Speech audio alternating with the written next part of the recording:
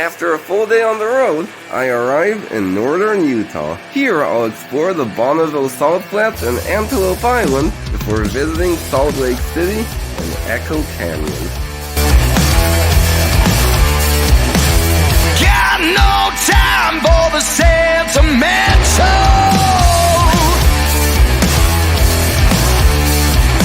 Lay her down in the continental.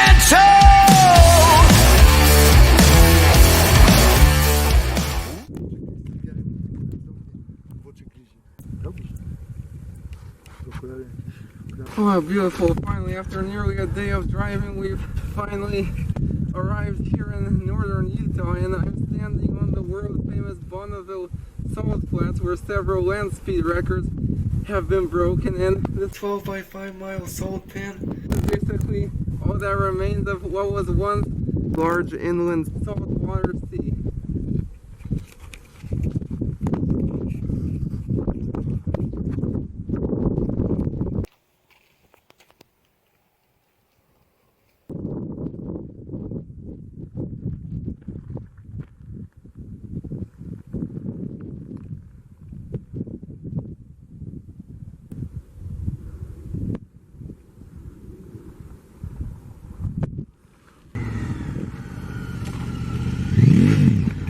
Jak samochodem zrobić stop. Jeżdżą.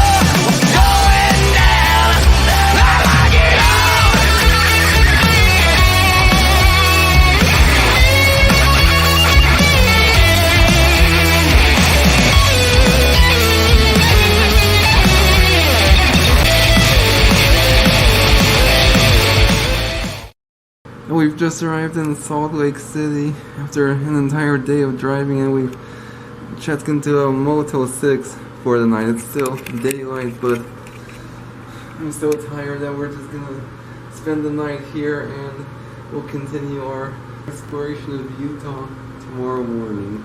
No charge. Okay, already. Nawet tam się pisało, że tam najłatwiej jest spotting te. Pojedziemy za sim to nie jest dużo. Tam zajmie.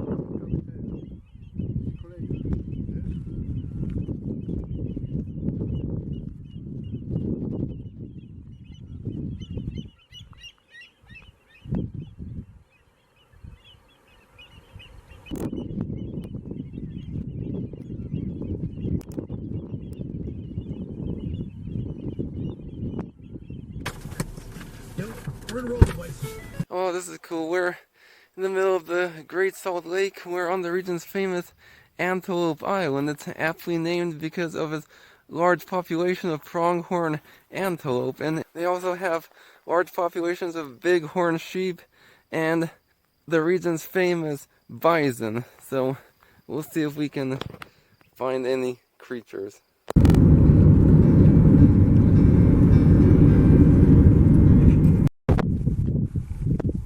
Oh, we have our first bison.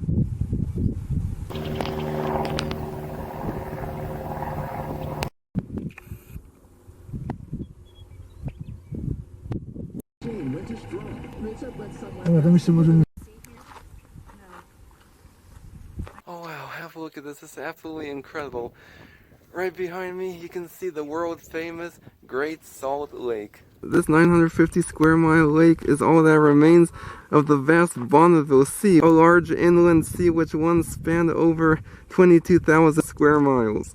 Now this year, the lake happens to be at a low time record low. Now, despite its shrinking size, today is still the largest saltwater lake in the Western Hemisphere and the 8th largest terminal lake on Earth.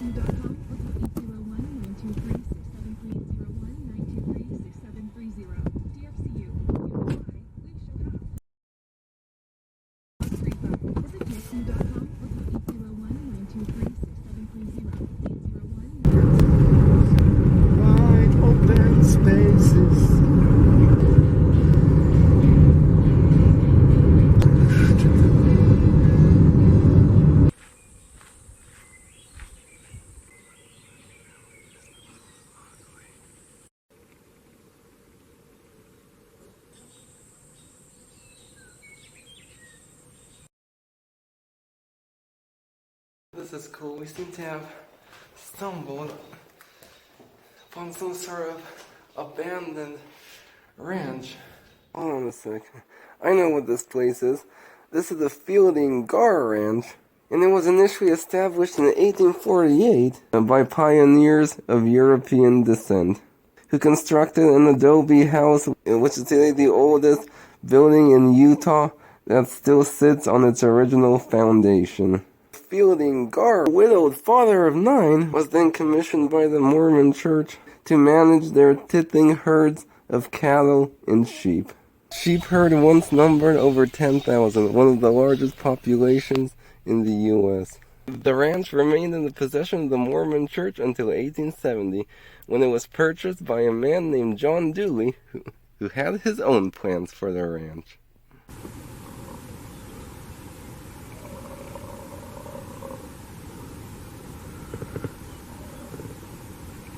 In 1893, after failing to establish a nature reserve for tourists, a man named William Glassman sold 12 of his bison to John Dooley. By this time, the bison had been nearly wiped out by American settlers as part of an effort to take away the livelihood of Native Americans, forcing them to depend on government handouts. Dooley was no better, however, having purchased them in hopes of starting a private hunting venture for the rich and famous. By the 1920s, the herd had grown to over 350 animals, the largest in the U.S. at the time. But continued hunts for sport, Hollywood westerns, and the overall lack of respect for the animals dwindled the population to just 50. But public outcry in 1926 would finally put an end to this barbaric practice. Today, between 550 and 700 bison roam the 42-square-mile island, and Glassman's original dream of a bison tourist attraction has finally come to fruition.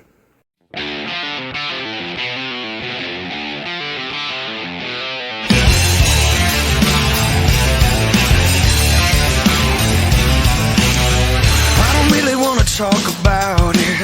I don't really want to waste my time. Everybody's got the ways around it. You got yours and I got mine. I don't need another intervention. I don't need another rescue line. Everybody's got the ways around it. You got yours, now give me mine. Where's my medication? 'Cause I'm about to lose my mind.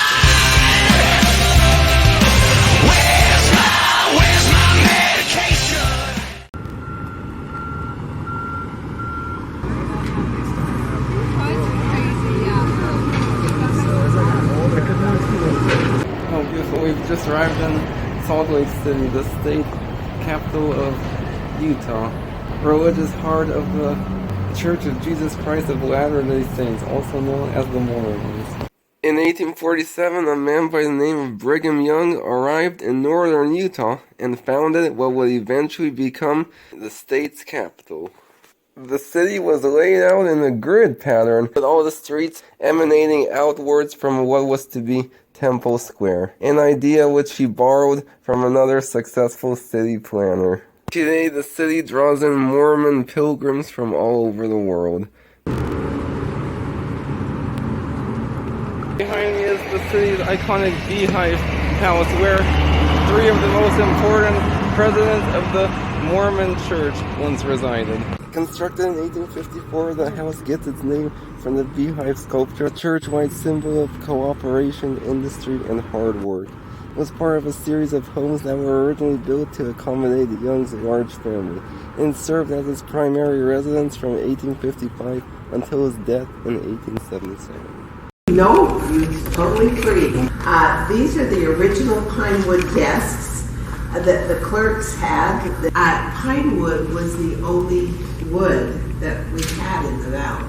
I was just curious, why is Brigham Young more famous than Joseph Smith? Because I don't see very many things named after Joseph Smith. Oh, that's interesting, because probably Brigham Young was the one that settled this area. Joseph Smith is very famous in the church. You'll notice a picture of Joseph Smith in the next room. Brigham Young always admired him. So a little bit about Brigham Young. He was born in 1801 in Vermont, and in 1832 he joined the Church of Jesus Christ of Latter-day Saints. And he and Joseph Smith were great friends, and when Joseph was martyred and the people were being persecuted and forced out of Nauvoo, he was the one who organized a mass exodus to get them out of there. It doesn't say this in the script anywhere, but I'm pretty sure his goal was to get outside the United States. However, in 1850, Utah Territory was created, and he became the governor of the territory. And this was the governor's office. He finally embraced it. And we know that he had 56 wives, and about half of those wives he never lived with. They were name only. 10 of his wives divorced him. He had children with 16 of those wives. His wives lived anywhere from here to St. George, and 12 of his wives and their families lived in the Lion House, which is on the other side of the building that you just came into. This is Brigham Young's bedroom. One noteworthy feature of this time period is that the husband and wife, or in this case wives, slept in separate bedrooms. When polygamy came in, there were a lot of women who were more than willing to marry somebody and have their name so that they could do something besides be a school teacher or a maid. All throughout the house you'll notice various instruments, and that's because Brigham Young was, among many things, also a very talented musician.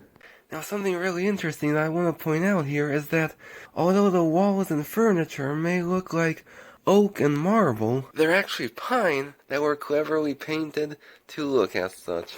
In addition to all his other talents, Young was also a skilled carver, and he wanted to make something that would remind him of the furniture he had back east.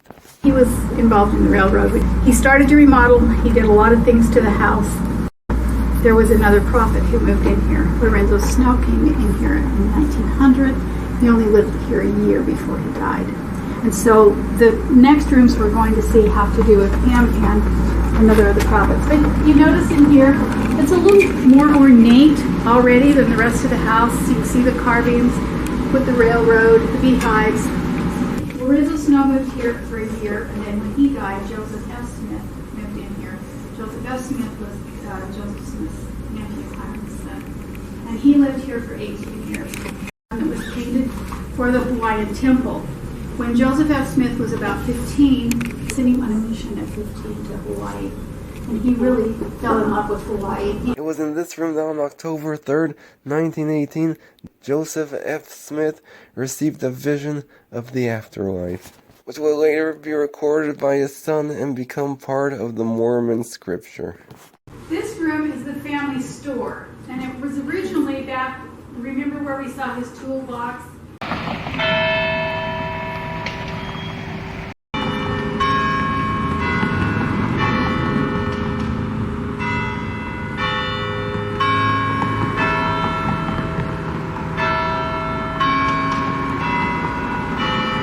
Although most famously associated with Mormonism, one can also find other Christian denominations. In this beautiful cathedral right here is the Cathedral of the Madeleine. It's a Roman Catholic cathedral that was completed in 1909. It's dedicated to Saint Mary Magdalene, and it combines Gothic and Romanesque elements.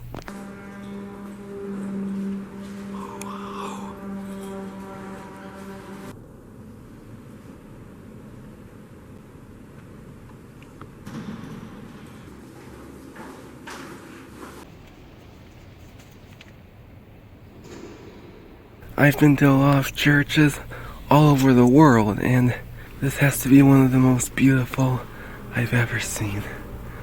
Oh, wow.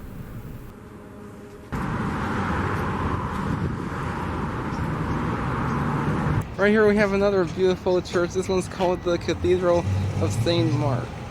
And it's an Episcopal cathedral that was constructed in 1902.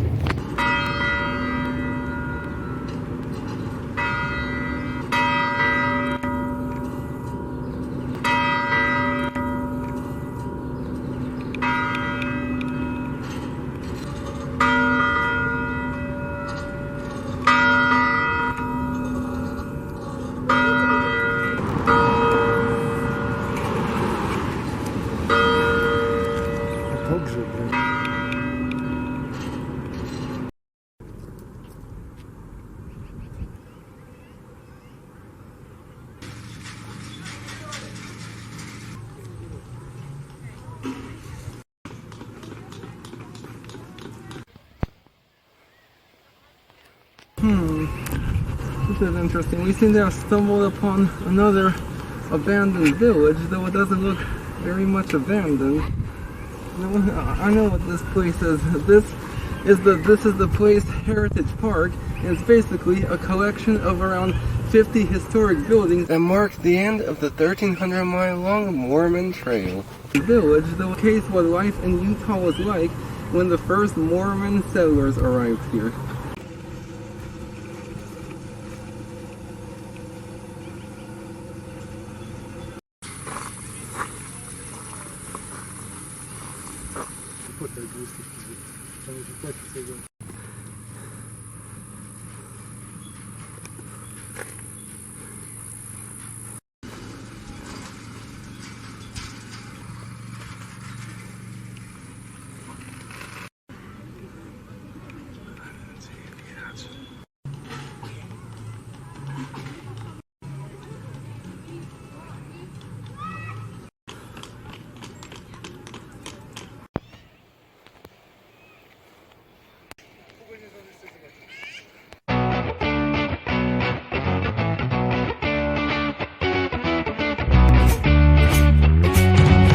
Different sides of the story, but I'm telling mine. Caught up in the bar.